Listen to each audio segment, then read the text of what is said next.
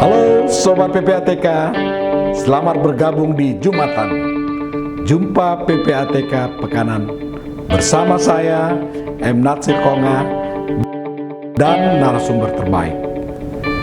Kita dan kalian semua harus tahu agar terhindar dari tindak pidana pencucian uang dan pendanaan terorisme.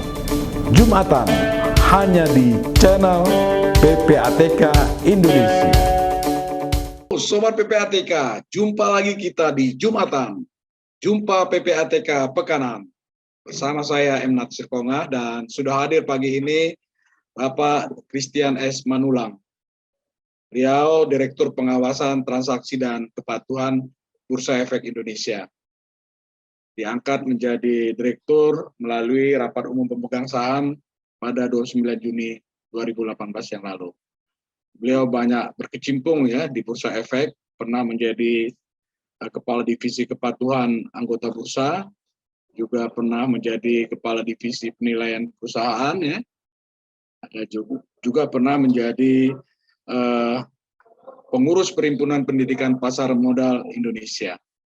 Pak Christian Manulang ini juga sarjana ekonomi dari Universitas Indonesia. Selamat bergabung di Jumatan, Pak Christian Manulang. Apa kabar? Baik, Bang View, baik.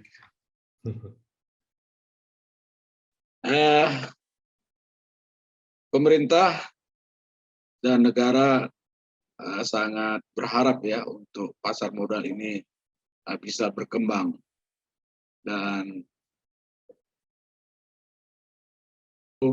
medium di mana masyarakat bisa berinvestasi untuk mengembangkan uangnya dan perusahaan bisa berkembang dari dana investasi yang dilakukan di pasar modal. Nah, kawan-kawan Sobat PPATK, strategisnya pasar modal di dalam mengembangkan ekonomi bangsa ini sejalan juga dengan risiko yang ada ya. Kita sering dengar bahwa pasar modal juga banyak digunakan sebagai sarana pencucian uang ya. Dan itu hasil National Risk Assessment dari yang dilakukan oleh PPATK menunjukkan ke arah itu ya, di mana pasar modal menjadi tempat ya, di mana orang melakukan pencucian uang. Tapi saya kira bukan itu yang menjadi concern kita, tapi bagaimana cara agar para investor itu bisa terlindungi. Pak Christian, mungkin Bapak bisa cerita bagaimana mekanisme khususnya ya anak-anak milenial ini sekarang cukup antusias ya untuk berinvestasi di pasar modal, sehingga mereka bisa melakukannya dengan safe, dengan aman gitu. Silakan Pak Christian. Iya, terima kasih Bang View. Sobat PPATK, apa kabar? Kembali lagi nih Bang View membuka topik yang cukup menarik ya pada pagi hari ini, pada Jumatan PPATK ya Pak Bang View ya. Iya benar Pak Christian. Kalau kita lihat sekarang ini memang fenomenanya ya kita bersyukur juga ya bahwa transaksi sekarang ini banyak didominasi oleh retail Pak ya. Oke. Dan juga sampai berapa persen itu Pak? Jadi Pak, total nasabah yang memiliki SID sekarang di pasar modal itu ada 6,1 juta Pak.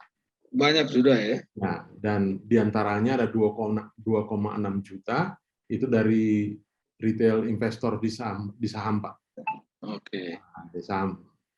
Jadi hal inilah yang membuat pasar kita besar ini Pak ya. Jadinya 2 tahun terakhir ini transaksi kita on average itu bisa sampai sekitar 12-13 triliun lah Pak. Per hari? Average Pak ya, per hari. Tapi itu fluktuasi lah, bisa 11, sekian triliun. Tapi rata-rata dari awal tahun itu masih 13 Pak gitu. Jadi di sini kalau saya lihat sih memang bagi terkait dengan pencucian uang Pak, memang ini salah satu lah Pak ya, salah satu sarana yang paling menarik lah untuk, bukan menarik ya, maksud saya sarana yang bisa dilakukan, digunakan untuk seperti Bang View tadi katakan, bahwa ini bisa menjadi tempat untuk layering Pak ya. Oke. Nah, intinya semua transaksi di pasar modal, khususnya di bursa ini semuanya harus melalui bank Pak. Oke. Nah, semua harus buka RDN. Kecuali nasabah kelembagaan dia bukanya di bank kastodian Pak nantinya kan ya. Ya. Jadi kalau nasabah retail yang kita bilang milenial itu semua buka RDN Pak, berarti di bank semua, ya kan? Jadi uang yang masuk bisa masuknya kotor, dibersihkanlah, di layering masuk ke pasar modal menjadi, kemudian dijualnya, dibelinya saham, kemudian dijualnya, kemudian keluarnya bersih gitu Pak ya. Juga uangnya bersih masuk. Nah, kejahatan di pasar modal. Ya, keluarkan, kemudian jadi uang kotor gitu Pak. Jadi kalau saya lihat sih Pak, memang di anggota bursa saat ini memang sudah, sebagai anggota kita saat ini itu semuanya sudah istilahnya sudah menerapkan apa yang menjadi apa yang seharusnya Pak di POJK 17 Pak ya. POJK 12 tahun 2017 dan juga POJK 23 tahun 2019 Pak ya. Terkait dengan APU PPT dan APU PPT Pak ya. Jadi di awal udah tersaring di perbankan seperti itu ya Pak ya? Iya, iya. Tapi kan intinya kan bisa saja lolos Pak ya. Iya. Kita masuk risk di perbankan, kemudian ya di layering ke berbagai instrumen investasi tentunya Pak, bukan hanya di pasar modal Pak ya. Mana-mana.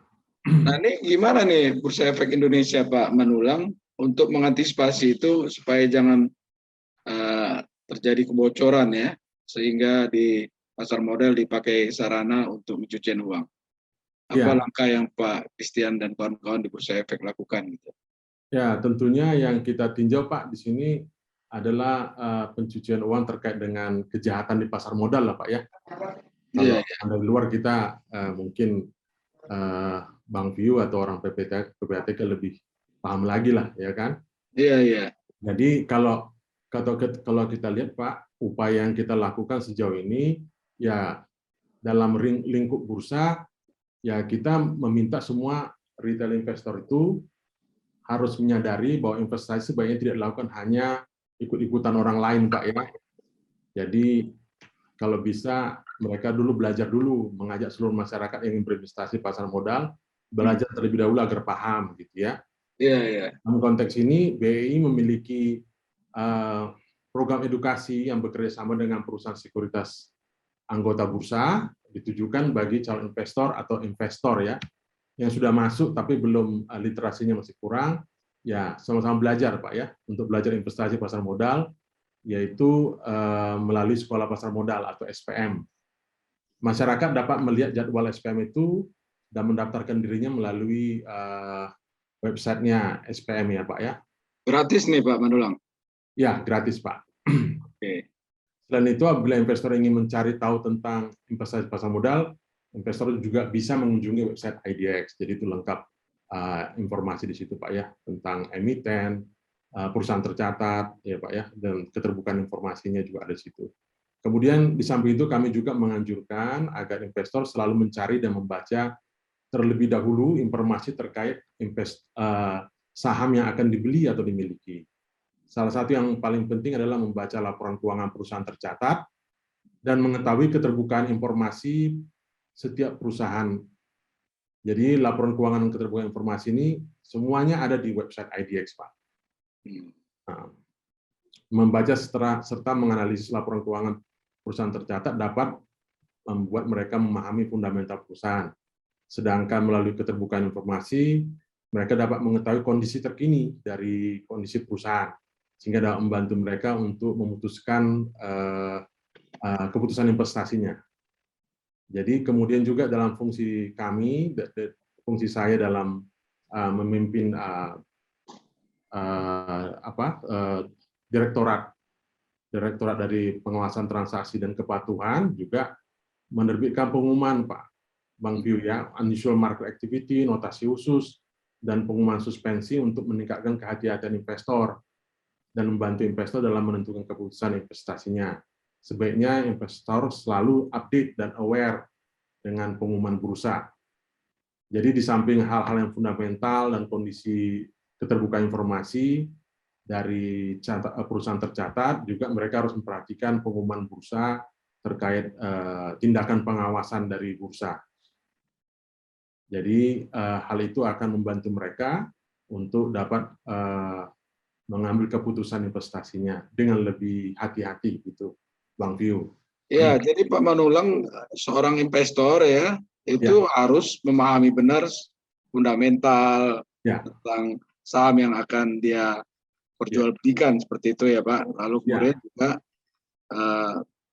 punyalah ilmu ya, dan sudah difasilitasi oleh Bursa Efek Indonesia agar para investor khususnya pemula bisa lebih aware, lebih paham dan lain-lain. Dari sisi Bursa Efek Indonesia-nya sendiri Pak, bagaimana bisa melindungi para investor ini tadi? Karena kita lihat ada yang saham yang nggak dikenal ya, artinya perusahaan yang menjual saham yang tidak begitu dikenal luas, tiba-tiba dari harganya yang ribuan gitu ya, bisa sampai puluhan ribu dalam beberapa waktu. Nah, sebaliknya perusahaan-perusahaan yang punya nama besar dari harga yang tinggi bisa melemah menjadi hingga ribuan gitu. Nah, artinya ini kan ya yang ingin saya katakan, ada juga di pasar modal itu beberapa kejahatan ya, seperti insider trading, cornering dan lain-lain itu. Nah, ini untuk menjaga para investor nih Pak, tidak terlindungi lah dari permainan para kalau di pasar modal saya nggak tahu istilahnya, para apa itu, sehingga investor pemula tadi bisa terlindungi. Nah, itu langkah-langkah Pak Manulang yang dilakukan itu seperti apa, Pak? Iya. Jadi tadi dari sisi calon nasabah atau nasabah, mereka perlu belajar dulu, Pak ya. Iya. Mereka sudah paham semua, dan kita tentunya dari bursa secara real time, Pak, melakukan pengawasan terhadap pergerakan saham di pasar modal, Pak. Tentunya ini dilakukan secara terotomasi, Pak ya, melalui sistem kita, sistem pengawasan perdagangan kita, gitu ya. Dan kita tentunya dari sistem pengawasan ini akan muncul alert kalau memang ada perilaku atau pergerakan saham yang tidak biasa. Nah, nanti kita akan analisis, dan tentunya setiap akhir hari kalau memang ada gerakan yang tidak biasa tersebut, kita akan memunculkan pengumuman unusual market activity, itu atau UMA ya istilahnya ya. Kemudian suspensi saham, cooling down, dan suspensi sampai pengumuman lebih lanjut. Ini langkah-langkah tindakan pengawasan. Tentunya tujuan ini adalah preventif ya. Jadi supaya pihak investor mengetahui bahwa saham ini ada sesuatu yang perlu dicermati dan kemudian dicarikan informasi sebanyak mungkin, ya kan? Supaya mereka menyadari apakah ini layak nggak kamu beli dengan harga sekian, misalnya gitu. Nah, tentunya kita tidak bisa membatasi hak dari setiap investor untuk membeli saham tertentu, misalnya kan. Tapi kita sudah memberi warning, ya, tolong lihat dulu semua informasinya, sadari dulu, jangan sampai masuk tapi telat mikir gitu ya. Jadi apa dulu, perhatikan dulu semua informasi yang ada. Kalau memang tetap mau beli, ya silakan beli. Itu udah keputusan Anda, kan gitu, Pak. Iya. Jadi di samping itu, BI telah menambah juga tindakan pengawasan dengan menerapkan immediate action sejak kuartal 2 tahun 2020. Jadi apa itu, Pak? Immediate action ini merupakan upaya pencegahan dan atau mengurangi transaksi yang tidak wajar di bursa dengan memberikan informasi ke perusahaan efek atau anggota bursa tentang adanya perilaku transaksi investor yang terindikasi ya berpotensi menjadi transaksi tidak wajar nantinya gitu. Dengan demikian, AB dapat melakukan pengawasan atau tindakan yang diperlukan atas transaksi investor tersebut. Begitu Bang Vio. Apa itu Pak? Contohnya Pak, yang transaksi yang tidak wajar itu Pak. Jadi kalau misalnya dari segi volatilitas, itu volatilitasnya cukup signifikan gitu ya. Sebenarnya belum sampai kepada parameter tertentu ya.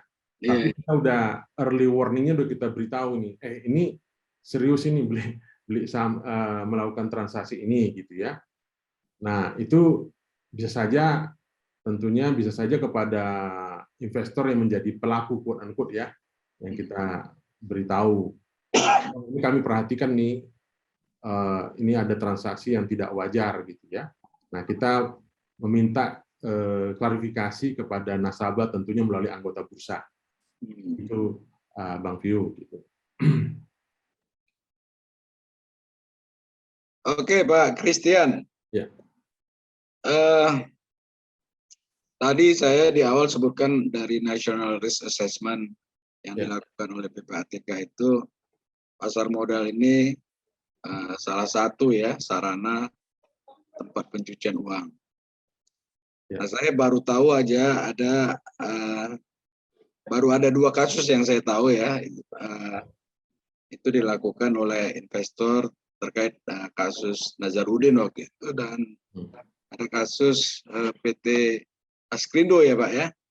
Ya. Nah, kenapa sedikit sekali masih Pak kasus-kasus tentang pencucian uang yang ada di pasar modal? Sementara kan kita tahu bahwa pasar modal ini salah satu sarana gitu Pak. Ya. Kalau saya lihat sih Pak, kalau tindakan-tindakan itu kalau misalnya kita sudah periksa tentunya akan kita laporkan Pak ya ke OJK. Jadi artinya kita akan membuat setiap hasil pemeriksaan kita tentunya akan kita tindak lanjuti Pak. Akan kita laporkan kepada OJK sebagai pengawas kita gitu ya. Jadi Bursa Efek Indonesia itu report ke OJK Pak ya? Ya, ya. Sejauh ini udah ada kasus-kasus yang seperti itu Pak yang dilaporkan ke OJK? Terkait indikasi ya, indikasi adanya misalnya tindak pidana pasar modal lah ya, indikasi ada gitu ya. Tapi tentunya nanti kan akan dicek lagi, dipastikan lagi ya Pak ya, diperdalam oleh OJK. Oleh OJK gitu ya. Jadi PPATK disampaikan juga nggak Pak laporan seperti itu Pak? Nah itu tentunya kita dari dulu juga sudah bekerja sama dengan PPATK melalui OJK tentunya ya. Jadi setiap permintaan data atau nah kalau permintaan data mungkin PPATK bisa langsung ke anggota bursa ya, tentunya melalui OJK juga ya, koordinasinya ya. Jadi hal itu sudah dilakukan selama ini. Saya pikir sih informasi cukup lengkap ya, apalagi peraturan OJK kan ada 2 peraturan OJK ini yang istilahnya tentang APU BPT ini. Saya pikir itu sudah sangat-sangat kuat koordinasi PPATK dengan OJK dengan pasar modal ini, Bang Vio. Iya, terima kasih Pak Christian. Posisi Bursa Efek Indonesia sendiri Pak, di mana Pak ketika misalnya pelaku bursa ini artinya tidak menjalankan sebagaimana yang diatur oleh peraturan OJK tadi Pak? Ya, jadi kita juga melakukan pemeriksaan ya terhadap perusahaan efek ya, anggota bursa kita. Jadi hal ini juga akan kita dari awal peraturan ini ada gitu, kita melakukan pemeriksaan apakah semua unsur-unsurnya sudah ada ya, misalnya sudah ada pihak-pihak yang ditunjuk ya untuk melakukan pelaporan ya. Terus ada petugas khusus untuk aku PPT ini di perusahaan kan gitu. Dan apakah SOP sudah berjalan, penerapan program aku PPT ini sudah dilakukan oleh perusahaan gitu. Kemudian juga apakah antara lain ya CDD atau IDD itu sudah dijalankan nggak, itu sudah pernah kita periksa juga Bang Piu kepada anggota bursa. Jadi anggota bursa kalau saya lihat sih sudah lebih patuh lah ya sejauh ini ya, karena sudah lama ini diterapkan dari peraturan zaman dulu itu 5D10, di peraturan Bapom LK, dan kemudian juga sekarang di POJK 12 tahun 2017 dan nomor 23 tahun 2019.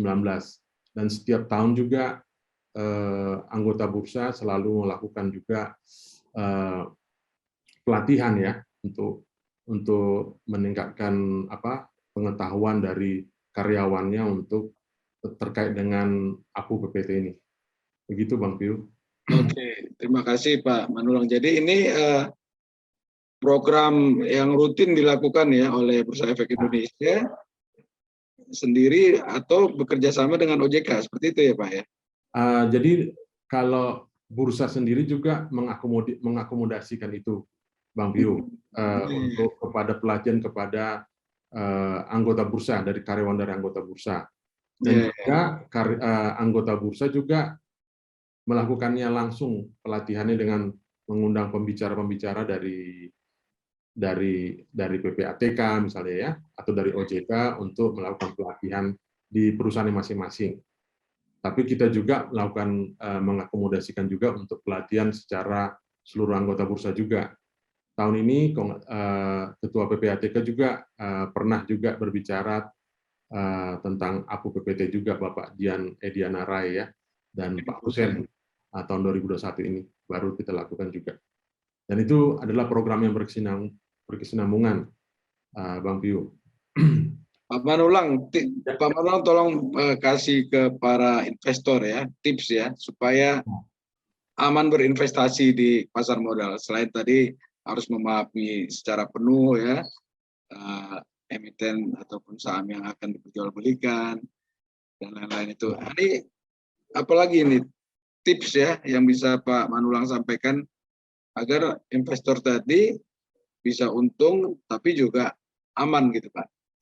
Ya, dari ini juga, jadi sebenarnya kan sudah banyak di sekolah pasar modal itu juga mereka juga sudah dilatih atau knowledgeable lah ya terkait dengan bagaimana bertransaksi di pasar modal ini. Jadi tergantung juga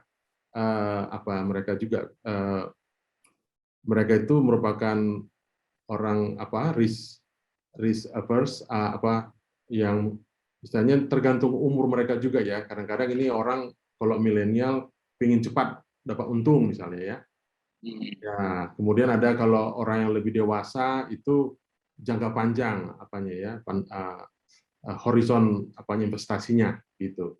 Jadi masing-masing memiliki kriteria sendiri untuk berinvestasi. Iya. Itu sih dengan pengetahuan yang ada yang mereka sudah dapat dengan mencarinya, tentunya mereka bisa melihat saham-saham mana yang bagus. Dan kita juga kan ada kelompok-kelompok saham, misalnya LQ45, ada IDX 30, ada ADX 80. Nah, itu semua bisa membantu mereka untuk ini yang paling liquid, yang paling bagus fundamentalnya misalnya gitu ya. Itu juga membantu para investor untuk menentukan di mana mereka bertransaksi. Jadi tidak berarti yang di bawah itu tidak begitu bagus misalnya ya, tapi mereka sudah diperlengkapi dengan berbagai informasi, dan ada juga notasi-notasi khusus yang kami letakkan di saham-saham tertentu kalau mereka ada ketidakpatuhan. Jadi itu juga mereka bisa akses semua. Begitu Pak Bang Pio. Oke Pak Manulang. Dari 2 juta investor retail tadi ya Pak, itu seberapa besar kontribusinya di dalam menggerakkan ekonomi bangsa seperti itu? Ya, kalau saya lihat ya memang meskipun sekarang ini kalau kita lihat untuk para investor muda ini atau milenial ini memang banyak, meskipun kontribusi per orang itu kecil ya, tapi cukup besar untuk menyerap saat ini ya. Kalau kita lihat, kalau ada misalnya investor asing misal menjual, misalnya itu sudah saat ini sudah bisa diserap oleh investor-investor retail ini. Nah, ini juga satu hal yang menggembirakan bagi kita, sehingga misalnya kalau ada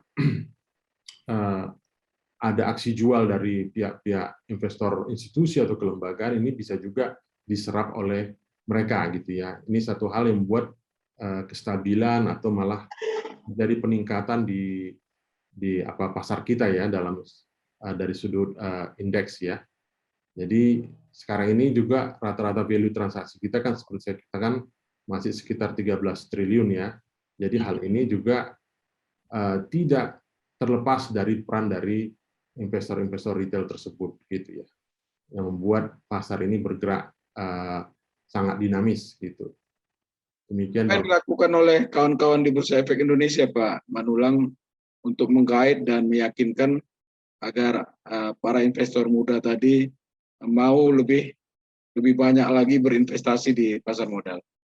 Ya, tentunya ini kita ada program yang berkesinambungan di dalam sosialisasi dan edukasi ya, baik kepada calon investor ataupun yang sekarang ini marak influencer ya. Itu juga kita adakan influencer inkubator gitu ya, supaya mereka juga menjelaskannya tepat gitu ya, tidak istilahnya mengendorse saham tertentu, atau mereka harusnya melakukan satu disclaimer kalau mereka melakukan suatu advice satu saham tertentu misalnya gitu ya, bahwa ini menurut mereka akan memberi opini disclaimer gitu ya, bahwa nanti ini terserah masing-masing Anda gitu ya. Jadi jangan sampai dia meyakinkan orang bahwa pilihan itu adalah yang paling tepat gitu ya. Ini kembali ke orang masing-masing gitu. Jadi itu kita coba buat supaya influencer ini juga ada kode etiknya juga gitu. Itu yang kita harapkan ya, supaya mereka juga tidak dituntut juga oleh investor nantinya kan ya. Kalau ternyata salah misalnya gitu ya. Semua kembali kepada investor. Jadi itu yang kita lakukan selama ini. Jadi sosialisasi, edukasi kepada calon investor atau investor melalui sekolah pasar modal ataupun acara-acara lainnya yang bersifat edukasi, itu kita lakukan secara berkesinambungan setiap tahunnya, Pak.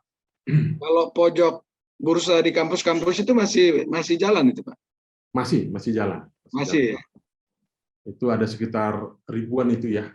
Sudah berbagai kampus di Indonesia ini sudah jalan itu, Bang Pio. Terima kasih banyak Pak Christian Manulang, cukup mengedukasi publik ya, khususnya para investor muda dari apa yang disampaikan. Mungkin terakhir nih Pak Manulang, apa yang ingin Bapak sampaikan agar pasar modal ini terjaga dari tindak pidana kejahatan, terutama tindak pidana pencucian uang? Iya. Memang nggak bisa dihindari ya, memang orang yang mau memasukkan uang itu ya untuk membersihkan atau mencuci uang itu kita udah tahu sistematikanya, pasti dia akan masuk ke perbankan dulu, ya kan? Terus kemudian salah satunya ya masuk ke pasar modal. Nah ini kemudian setelah itu mereka jual sahamnya, kemudian mereka gunakan untuk hal-hal lainnya. Nah itu sudah satu hal yang wajar-wajar, satu hal yang nggak bisa kita hindari, bukan wajar ya, nggak bisa kita hindari, itu akan terjadi gitu ya. Jadi menurut saya dari sudut kami sebagai pengelola bursa yang mengawasi bursa, tentunya kita dalam hal ini bekerja sama dengan OJK dan PPATK dan juga anggota bursa tentunya ya, yang menjadi pelaku di dalam yang berhubungan langsung sama investor. Itu tentunya kalau melaporkan, sudah melakukan suatu KYC yang baik, saya pikir semua itu akan masuk ke PPATK, dan PPATK tentunya bisa menganalisisnya lebih lanjut itu, Bang View. Jadi saya pikir situ nggak bisa dihindari untuk masuk, tapi itu semua sudah terdeteksi sama PPATK semua, ya kan? Karena memang akan dilaporkan ke PPATK, dan tentunya pencucian uang ini bisa diminimalisir kalau memang itu bisa ditindaklanjuti ya oleh aparat penegak hukum tentunya nantinya. Demikian Bang Piu. Terima kasih Pak Christian Manulang. Sobat PPATK, jumpa lagi kita di Jumatan. Jumpa PPATK Pekanan. Kalau bersih, kenapa harus bersih?